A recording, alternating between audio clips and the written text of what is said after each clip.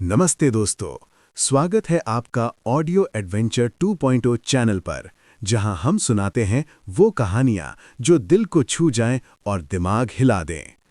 आज बारी है चैप्टर 361 से 370 की। कहानी अब जिस मोड़ पर पहुंच चुकी है, वहां हर पल कुछ नया और हैरान करने वाला होने वाला है। रोमांच, एक्शन और सस्पेंस का लेवल अब और बढ़ने वाला है। अगर कहानी अच्छी लगे तो लाइक जरूर करें, अपने विचार कमेंट में बताएं और चैनल को सब्सक्राइब करना मत भूलना, क्योंकि आगे जो आने वाला है वो सच में कमाल का होने वाला है। 361। समय तेजी से बीतता है। हालांकि स्वर्णलोक ने असंख्य दांव उत्पन्न किए, लेकिन ये असंख्य दांव अत्यंत कमजोर थे। मूलतः नवजात आत्मा अवस्था और उससे ऊपर की अवस्था को पार करने वाले साधकों के लिए अपर्याप्त थे। इसलिए यश रायचंद चाहे कितनी भी कोशिश कर ले, उनकी साधना का उस अवस्था तक पहुंचना असंभव था, जब तक कि स्वर्णलोक फिर से शक्तिशाली न हो जाए।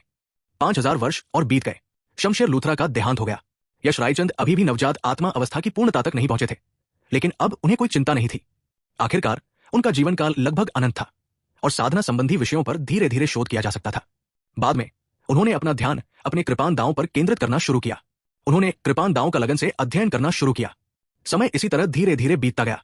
3 लाख वर्ष पलक झपकते ही बीत गए। दुनिया में अनगिनत परिवर्तनों के साथ जबरदस्त बदलाव आए।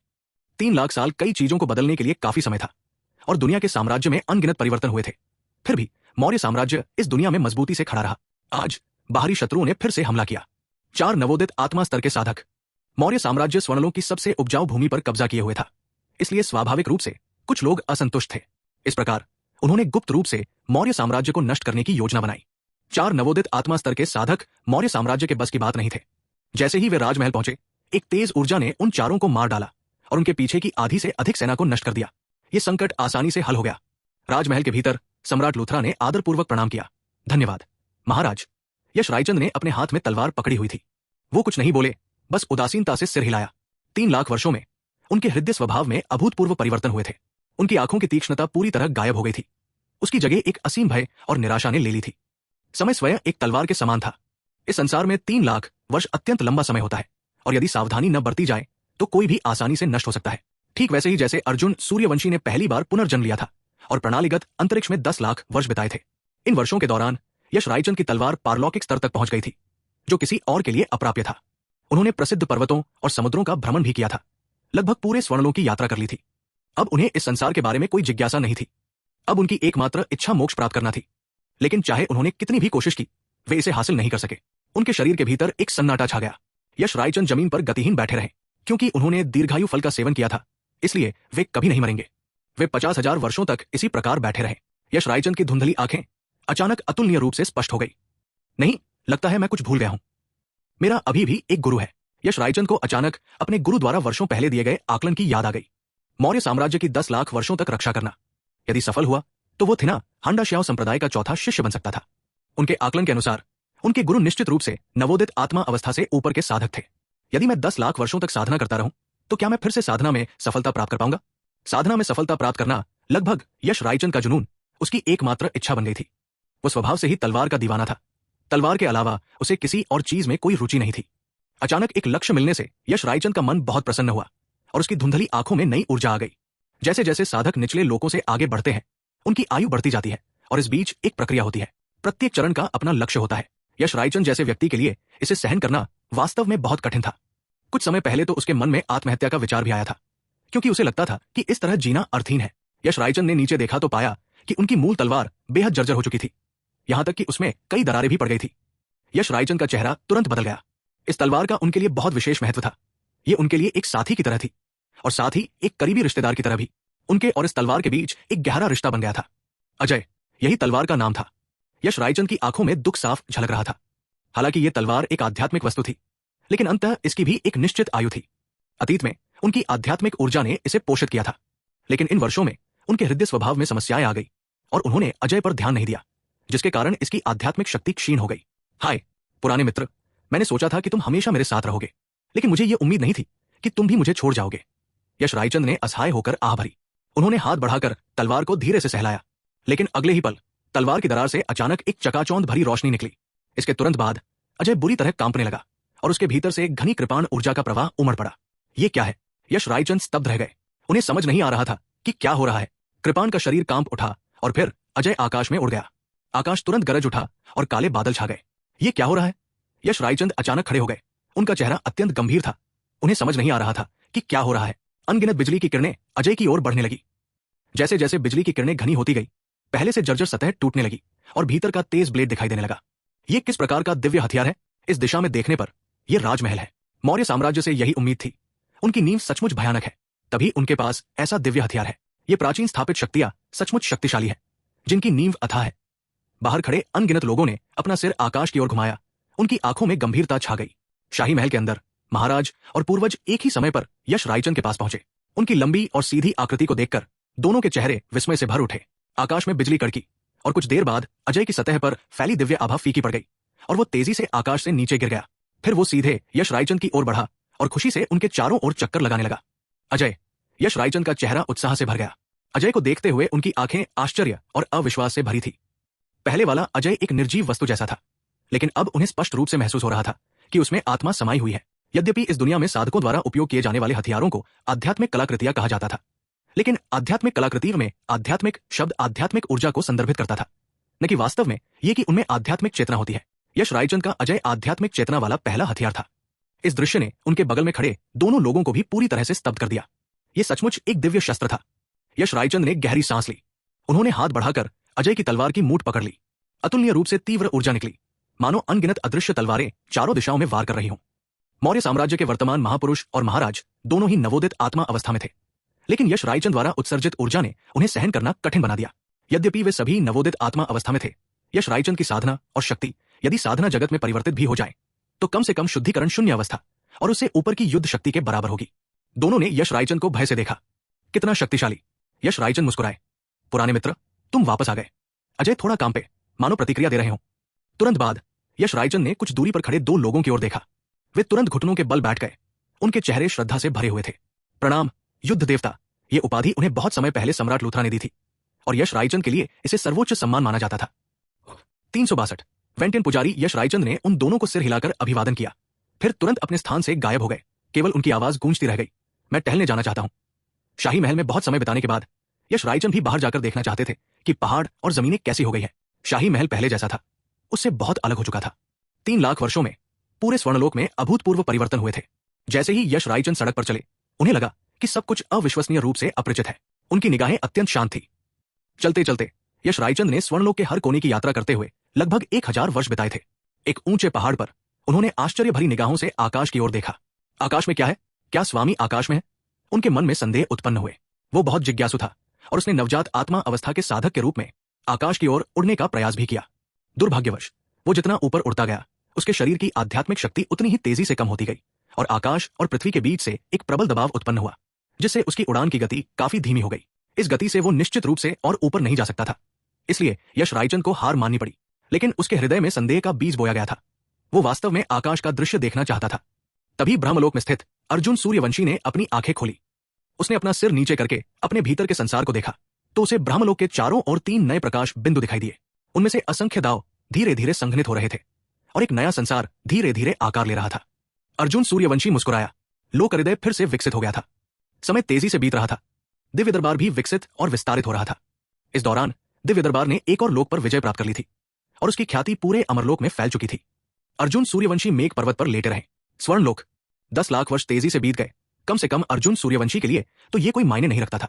मौर्य साम्राज्य पूरे स्वर्णलोक में सबसे शक्तिशाली शक्ति बना रहा, अन्य सभी शक्तियों से कहीं अधिक।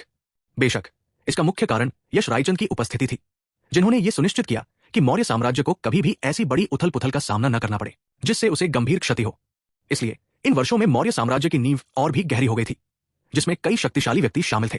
3 लाख वर्ष पहले साधक आत्मा रूपांतरण अवस्था को पार कर सकते थे और अब मौर्य साम्राज्य में लगभग 10 आत्मा रूपांतरण अवस्था के शक्तिशाली व्यक्ति हैं, जबकि अन्य शक्तियों में किसी एक के पास अधिकतम केवल 2 आत्मा रूपांतरण अवस्था के व्यक्ति हैं। तुलनात्मक रूप से मौर्य साम्राज्य वास्तव में बहुत शक्तिशाली है। आज का दिन मौर्य साम्राज्य, राजमहल, प्रश्नमंच, ये वो स्थान था जिसकी स्थापना यश रायचंद ने बाद में की थी। सामान्यतः किसी को भी स्वतंत्र रूप से प्रवेश करने की अनुमति नहीं थी। इसके बाद हर 100 साल में अर्जुन सूर्यवंशी की पूजा के लिए यज्ञ किए जाते थे। इस यज्ञ की अध्यक्षता यश रायचंद करते थे। इसका कारण यह था कि यश रायचंद को लगता था कि मौर्य साम्राज्य में सभी लोग केवल उन्हें युद्ध देवता यश रायचंद को ही याद रखते थे और अपने पूर्वज को पूरी तरह भूल गए थे। जो उनके गुरु थे, यश रायचंद को यह अस्वीकार्य लगा और उन्होंने कहा कि सभी को उन्हें याद रखना चाहिए। इसलिए उन्होंने ये यज्ञ सभा आयोजित की। पूरी सभा भव्य और विशाल थी। चूंकि ये कई वर्षों से आयोजित की जा रही थी और इसकी अध्यक्षता स्वयं यश रायचंद करते थे, इसलिए स्वर्णों के सभी शक्तिशाली लोग हर बार सभा के आयोजन में शामिल होते थे। ये मौर्य साम्राज्य और यश रायचंद को प्रतिष्ठा प्रदान करने का भी काम करती थी। ये सभा भी अपवाद नहीं थी। वे एक ऊंचे चबूतरे पर खड़े थे। उनके पीछे 9 ड्रैगन सिरों से खुदा हुआ सिंहासन था, जबकि यश रायचंद उनके सामने खड़े थे। उन्होंने एक लंबा वस्त्र धारण किया हुआ था और उनकी ऊर्जा उनके चारों ओर घूम रही थी, जिससे भयानक शक्ति निकल रही थी। वेदी के सामने एक विशाल मैदान था जो 3 भागों में बंटा हुआ था। यहां सभी प्रमुख शक्तियों के नेता बैठे थे, जैसे सम्राट लूथरा या आत्मा रूपांतरण स्तर के शक्तिशाली योद्धा। उनके पीछे कुछ शक्तिशाली साधक और फिर कुछ आम लोग थे। प्रत्येक यज्ञ सभा निःशुल्क थी, कोई शुल्क नहीं लिया जाता था और बहुत से लोग केवल युद्ध देवता की प्रसिद्धि के साक्षी बनने आए थे। क्या ये युद्ध देवता है? ये तो बहुत शक्तिशाली दिखते हैं। शक्तिशाली नहीं, क्या आपको कुछ साल पहले की घटना याद है जब छाया घाटी ने हमारे सम्राट लूथरा पर घात लगाकर हमला किया था और महाराज को लगभग मार ही डाला था? उसके बाद युद्ध देवता ने कार्रवाई की और छाया घाटी के आत्मा रूपांतरण स्तर के तीनों शक्तिशाली योद्धाओं को एक एक करके मार डाला। मैंने इसके बारे में सुना है। कुछ साल पहले इसने काफी सनसनी मचाई थी। ये युद्ध देवता अनगिनत वर्षों से जीवित है। मैंने सुना है कि वैनतियान यज्ञ भी 3 लाख वर्ष पूर्व शुरू हुआ था और उस समय के अधिष्ठाता युद्ध देवता ही थे। क्या वे सचमुच इतने लंबे समय तक जीवित रहे हैं? अनगिनत प्रश्नवाचक स्वर उठे। मंच पर कई लोग जिन्होंने युद्ध देवता को कभी नहीं देखा था, जिज्ञासा से भर गए। 3 लाख वर्ष पूर्व उनका अस्तित्व, ये उनके लिए बहुत ही चौंकाने वाला था। इतने लंबे समय तक कौन जीवित रह सकता है? अमर? ऐसा लग रहा था कि केवल यही व्याख्या तर्कसंगत है। ऐसा नहीं है कि मैं युद्ध देवता का अनादर कर रहा हूं, लेकिन मेरी राय में युद्ध देवता मौर्य साम्राज्य के सबसे शक्तिशाली व्यक्ति द्वारा धारण की जाने वाली एक विरासत मात्र होने चाहिए। मैं भी यही सोचता हूं। 3 लाख वर्ष, इतने लंबे समय तक कौन जीवित रह सकता है? वैसे प्रमुख शक्तियों के आत्मा रूपांतरण के पूर्वज शायद केवल 10,000 वर्ष ही जीवित रह सकते हैं, है ना? लेकिन ये 3 लाख वर्ष है, बिल्कुल अलग स्तर की बात है। कई लोगों ने अविश्वास जताते हुए सिर हिलाया और सोचा कि युद्धदेव महज एक विरासत है। 3 लाख वर्षों तक जीवित रहना बहुत ही हास्यास्पद लग रहा था। सबसे ऊंचे मंच पर आत्मा रूपांतरण अवस्था के वे प्राचीन पूर्वज मौन बैठे रहे, केवल गंभीर भावों से वेदी को देखते रहे। आत्मा रूपांतरण अवस्था के एक प्राचीन पूर्वज ने उत्सुकता से पूछा, महाराज दागान, युद्धदेव वास्तव में कौन है? क्या वे सचमुच अमर हैं? वे स्वयं भी कभी पीछे खड़े लोगों में से थे। उन्हीं की तरह बातें कह रहे थे। उन्हें विश्वास ही नहीं हो रहा था कि युद्धदेव इतने लंबे समय तक जीवित रहे। लेकिन इतने वर्षों के बाद वे भी बूढ़े हो गए थे और उनकी साधना आत्मा रूपांतरण अवस्था तक पहुंच गई थी। फिर भी युद्धदेव अपरिवर्तित रहे। उन्होंने भी अपने गुरु से यही प्रश्न पूछा था और उन्हें उत्तर मिला था कि युद्धदेव हमेशा से एक ही व्यक्ति रहे हैं। इसलिए वे अपनी जिज्ञासा को रोक नहीं पाए। यह सुनकर अन्य आत्मा रूपांतरण के प्राचीन पूर्वज तुरंत उधर देखने लगे। उनके कान सुनने के लिए खड़े हो गए। सम्राट लूथरा असहाय होकर सिर हिलाए बिना नहीं रह सके। सच कहूं तो मैं नहीं जानता कि युद्ध देवता कौन है। मैं केवल इतना जानता हूं कि वे हमारे मौर्य साम्राज्य के प्राचीन पूर्वज के शिष्य हैं। जहां तक उनके जीवन काल की बात है, 3 लाख वर्ष तो निश्चित रूप से न्यूनतम है। अभिलेखों के अनुसार युद्ध देवता कम से कम 8 लाख वर्ष जीवित रहे हैं। 8 लाख वर्ष। हिस ठंडी ऊर्जा की एक सामूहिक आह तुरंत पूरे दृश्य में गूंज उठी। सभी लोग स्तब्ध भावों से देख रहे थे। उनकी आंखें अकल्पनीय विस्मय और भय से भरी हुई थी। 8 लाख वर्ष तक जीवित रहना, यदि ये अमरता नहीं है तो क्या है? ऐसे शक्तिशाली देवता की रक्षा में मौर्य साम्राज्य वास्तव में निश्चिंत हो सकता है। हालांकि युद्ध देवता मौर्य साम्राज्य के प्राचीन पूर्वज के शिष्य हैं, लेकिन इस प्राचीन पूर्वज के बारे में उन्होंने केवल सुना है। उनके बारे में कोई लिखित जानकारी नहीं है। क्या ऐसा हो सकता है कि मौर्य साम्राज्य के प्राचीन पूर्वज ने कभी युद्ध देवता पर कोई कृपा की हो, जिसके कारण वे मौर्य साम्राज्य की रक्षा कर रहे हैं? और क्या वास्तव में उस प्राचीन पूर्वज की मृत्यु बहुत पहले हो चुकी है? 363 प्रकट होना भीड़ के भ्रमित भावों को देखकर सम्राट लूथरा ने असहाय होकर मुस्कुराते हुए कहा, मैं जानता हूं कि आप सब क्या जानना चाहते हैं, लेकिन मैं तो भगवान वुशेन को भी नहीं समझता। साम्राज्य के आरंभिक काल के उस प्राचीन पूर्वज के बारे में तो मैं कुछ भी नहीं जानता। उनके बारे में बहुत कम अभिलेख है। यदि है भी तो वे केवल कुछ संक्षिप्त वाक्य ही है। यह सुनकर सभी ने सिर हिलाया और आगे पूछताछ नहीं की। आखिरकार वे मौर्य साम्राज्य के मामलों के बारे में पूछताछ कर रहे थे और यही रुक जाना ही बेहतर था। बहुत सारे सवाल पूछना ठीक नहीं होगा। हालांकि कई लोगों की निगाहें गंभीर थी। जब वेनतियान यज्ञ हुआ तो वुशेन का भाव सम्मानजनक था, जिससे पता चलता है कि वो पूर्वज कोई साधारण व्यक्ति नहीं हो सकते थे। क्या वे भी अमर थे? जल्द ही वेनतियान यज्ञ हुआ और यश रायचंद ने कोई दिखावटी भाव नहीं दिखाया। उन्होंने केवल 9 ड्रैगन सिंहासन की ओर प्रणाम किया। तुरंत बाद अजीब वेशभूषा में लोगों का एक बड़ा समूह नीचे से निकला। वे उछलते कूदते हुए प्राचीन और रहस्यमय लोकगीत गा रहे थे। पूरा प्रश्नमंच गंभीर था। ऐसा लग रहा था मानो हर कोई इस वातावरण से प्रभावित हो गया हो। कई लोग जो पहले अर्जुन सूर्यवंशी को नहीं समझते थे, उन्होंने सहज रूप से उन्हें अपने मन में एक अत्यंत शक्तिशाली साधक मान लिया। कुछ समय बाद वेनतियान यज्ञ समाप्त हुआ। यश रायचंद जमीन से उठे और अपना सिर घुमाकर आशा भरी निगाहों से आकाश की ओर देखा। ऐसा लगा जैसे लाखों साल बीत गए हों, है ना? दरअसल वो समय का एहसास ही भूल चुका था और उसे यह भी नहीं पता था कि सचमुच 10 लाख साल बीत गए हैं या नहीं। लेकिन उसके अनुमान के अनुसार अब लगभग 10 लाख साल हो चुके होंगे। उसने बड़ी उम्मीद से आकाश की ओर देखा, पर कोई प्रतिक्रिया नहीं हुई। अफसोस, यश रायचंद ने सिर झुकाया और आह भरी। जैसे ही वो यज्ञ के अंत की घोषणा करने वाला था, अचानक उसका पूरा शरीर कांप उठा और उसने तुरंत राजमहल की ओर देखा। उसे वहां एक अजीब लेकिन जानी पहचानी आभा महसूस हुई, जो निश्चित रूप से राजपरिवार की नहीं थी। ये आभा, यश रायचंद कांप उठा। गुरुजी, 10 लाख वर्षों के बाद उसे अर्जुन सूर्यवंशी की आभा मुश्किल से ही याद आ रही थी। बस एक धुंधली सी परिचितता का एहसास हो रहा था। क्या ये गुरुजी है? तभी अगले ही पल वो जानी पहचानी आकृति राजमहल के ऊपर प्रकट हुई और यश रायचंद ने आखिरकार प्रतिक्रिया दी। ये सचमुच गुरुजी है। 10 लाख साल बीत गए। यश रायचंद अपने हृदय में असीम उत्साह और प्रसन्नता से भर उठा। वो अचानक घुटनों के बल बैठ गया और शाही महल की ओर प्रणाम करते हुए बोला, शिष्य गुरु का आदरपूर्वक स्वागत करता है। ये आवाज बिजली की कड़क की तरह प्रश्नमंच से गूंज उठी। सबके चेहरे सन्नाटे में थे। क्या हो रहा है? क्या हुआ? गुरुजी, कुछ होशियार लोगों के चेहरे तुरंत बदल गए। क्या ये वही व्यक्ति हो सकता है जिसकी वैनतियान सभा में बलि दी जा रही थी? 9 ड्रैगन सिंहासन का स्वामी, वुशेन का गुरु? हिस।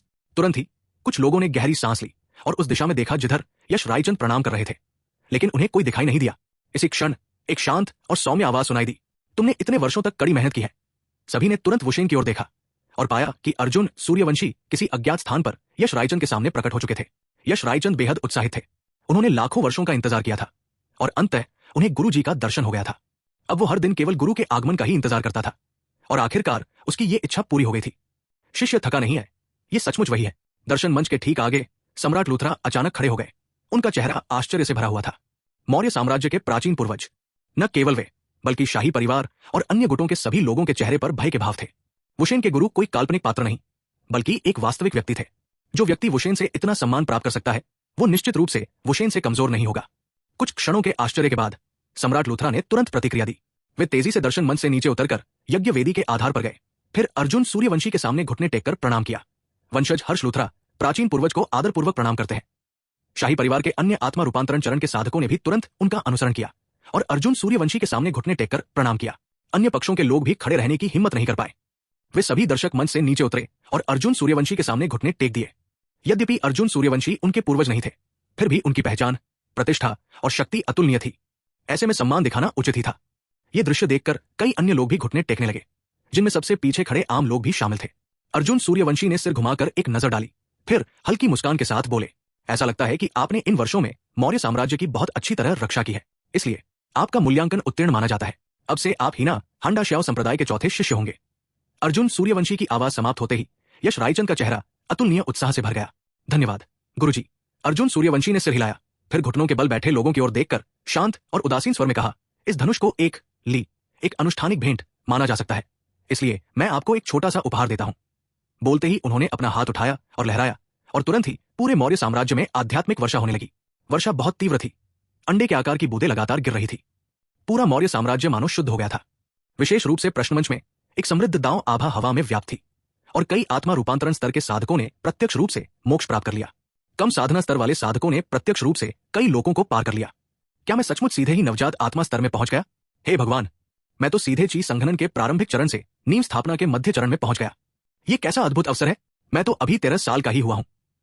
मौर्य साम्राज्य में भी 13 साल की उम्र में मध्य चरण की नींव स्थापना प्राप्त करना बिल्कुल अभूतपूर्व है। कोमल चेहरे वाले एक युवक ने सुखद आश्चर्य से कहा। अपने शरीर में उमड़ती साधना शक्ति को महसूस करते हुए उसे एक अवास्तविक अनुभूति हो रही थी। ये बिल्कुल सपने जैसा था। जब सभी होश में आए और वेदी की ओर देखा तो अर्जुन सूर्यवंशी और यश रायचंद किसी अज्ञात समय में गायब हो चुके थे। सम्राट लूथरा खड़े हुए और आकाश की ओर देखा। अत्यंत भयानक आध्यात्मिक वर्षा लगातार हो रही थी और आसपास के जो क्षेत्र पहले धंसे हुए थे उनमें असंख्य आध्यात्मिक द्रव जमा हो गया था। यहां तक कि उनके चारों ओर छोटी छोटी नदियां भी बन गई थी। उनके चेहरे अविश्वास से भरे हुए थे। क्या ऐसा चमत्कार कोई मनुष्य कर सकता है? इतनी भयंकर आध्यात्मिक वर्षा तो बिल्कुल अभूतपूर्व थी। पहले स्वर्णलोक में आध्यात्मिक वर्षा हुई थी, लेकिन वे दुर्लभ घटनाएं थी। अनगिनत वर्षों में केवल एक बार दिखाई देती थी और वे केवल हल्की फुहारें होती थी, जो आमतौर पर आधी अगरबत्ती के समय में ही समाप्त हो जाती थी। हालांकि ये आध्यात्मिक वर्षा तीव्र होती जा रही थी, मानो रुकने का नाम ही न ले रही हो। सम्राट लूथरा आकाश में विलीन हो गए। उन्होंने दूर तक देखा और पाया कि उनकी दिव्य चेतना की सीमा के भीतर लगभग हर जगह आध्यात्मिक वर्षा हो रही थी, ठीक वैसे ही जैसे शाही शहर में हो रही थी। ये अचानक उन्हें कुछ हद तक समझ में आया कि भगवान वुशेन ने इतने वर्षों तक इस वेनतियान यज्ञ को आयोजित करने पर क्यों जोर दिया था। यह सचमुच बहुत भयानक था। क्या ये मेरे मौर्य साम्राज्य के प्राचीन पूर्वज हैं? 364। यश रायचंद का सदमा शाही महल के भीतर। यश रायचंद जमीन पर घुटने टेककर बैठ गए। उनका चेहरा उत्साह से भरा हुआ था। अर्जुन सूर्यवंशी उनके ऊपर बैठे थे और गंभीर भाव से पूछ रहे थे, क्या आप सचमुच जाना चाहते हैं? अगर वो पहले जैसा होता तो शायद किसी को लोक हृदय से बाहर न निकाल पाता, लेकिन इन वर्षों में बहुत बदलाव आए थे। उसकी शक्ति में बहुत वृद्धि हुई थी और उसने कालमस्तिष्क पर भी नियंत्रण प्राप्त कर लिया था, जिससे वो स्वाभाविक रूप से अपने अतीत से अतुलनीय हो गया था। इसलिए अब वो किसी को लोक हृदय से बाहर निकालने में सक्षम था।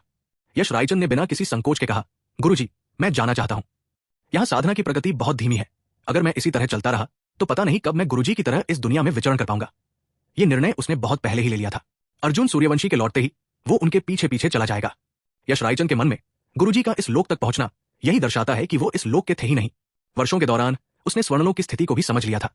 यहां लोक की एक ऊपरी सीमा थी और यद्यपि ये ऊपरी सीमा धीरे धीरे बढ़ रही थी, फिर भी ये निश्चित रूप से मौजूद थी। हालांकि जिस दुनिया में गुरु का वास था वहां ऊपरी सीमा कहीं अधिक होनी चाहिए थी। वही अमरलोक था जिसकी उनके हृदय में हमेशा से कामना रही थी। अर्जुन सूर्यवंशी ने सिर हिलाते हुए कहा, सचमुच यहां विकास की दर बहुत धीमी है और आपके लिए यहां रहना उचित नहीं है। इतना कहकर उन्होंने हाथ हिलाया और मौर्य साम्राज्य की रक्षा के लिए एक क्लोन को शाही महल में छोड़ दिया। क्या आप अभी इस दुनिया को देखना चाहते हैं? बाद में लौटना इतना आसान नहीं होगा। यश रायचंद की भौहें तंग गई। हालांकि वो लंबे समय से इस दुनिया को छोड़ना चाहते थे, फिर भी यहां कई ऐसी चीजें थी जिनसे वो अलग नहीं हो सकते थे। उनमें से एक था मौर्य साम्राज्य। इतने वर्षों तक मौर्य साम्राज्य ने उन्हें युद्ध देवता के रूप में पूजा और यश रायचंद ने भी इसे अपना क्षेत्र मान लिया था, न कि केवल वो आकलन जो अर्जुन सूर्यवंशी ने उन्हें शुरुआत में दिया था। गुरु, क्या मैं भविष्य में वापस आ सकता हूं? वो ये स्पष्ट करना चाहता था कि लौटना केवल बहुत कठिन था या बिल्कुल असंभव। अर्जुन सूर्यवंशी मुस्कुराए, हाँ, तो मैं नहीं देखूंगा। यश रायचंद ने तुरंत कहा। उसने इतने वर्षों में स्वर्णलोक का हर कोना देख लिया था और भविष्य में इस स्थान पर लौटने का मौका मिलने तक देखने के लिए कुछ भी नहीं बचा था। ठीक है। अर्जुन सूर्यवंशी ने सिर हिलाया और कुछ नहीं कहा। उन्होंने हाथ हिलाकर यश रायचंद को अपने साथ उठाया और स्वर्णलोक से चले गए। जैसे ही आसपास का वातावरण जगमगा उठा, यश रायचंद का हृदय अतुलनीय उत्साह से भर गया। क्या वो अमरलोक जा रहा था? यश रायचंद की सांसें तेज हो गई। इतने वर्षों से उसकी एकमात्र इच्छा अपनी साधना में उन्नति करना और खुद को और अधिक शक्तिशाली बनाना थी। अब आखिरकार एक खुला आसमान था। भला उसका हृदय प्रसन्न क्यों न होता? अर्जुन सूर्यवंशी की आंखों में थोड़ी सी शिकन आ गई। उन्हें आभास हुआ कि लोक हृदय और अमरलोक के बीच एक बहुत कठिन बाधा है। हालांकि उनकी वर्तमान शक्ति के साथ यह बहुत मुश्किल नहीं था। थोड़ा समय देने पर यह पार हो सकता था। अर्जुन सूर्यवंशी को कोई जल्दी नहीं थी। उन्होंने शांत भाव से कहा, हाउरन, शिष्य आ गया है। यश रायचंद ने तुरंत हाथ जोड़कर प्रणाम किया। उनका भाव अत्यंत आदरपूर्ण था। अर्जुन सूर्यवंशी ने आगे पूछा, आप जिस संसार में हैं उसके बारे में आप कितना समझते हैं? यश रायचंद ने एक क्षण सोचा। उनके चेहरे पर झिझक के भाव आ गए और अंत में उन्होंने कहा, पिंजरे में बंद पक्षी। पिंजरे में बंद पक्षी? अर्जुन सूर्यवंशी मुस्कुराए बिना नहीं रह सके और उन्होंने अपना सिर हिलाया। यह उपमा यश रायचंद के लिए बिल्कुल सटीक थी। आप जिस संसार में हैं उसे स्वर्णलोक कहते हैं। यह संसार आपके गुरु द्वारा बनाया गया है। धड़ाम। यश रायचंद का चेहरा तुरंत जम गया। उनके चेहरे पर अविश्वास और भय के भाव छा गए। स्वर्णलोक गुरु द्वारा रचित संसार था? हे भगवान!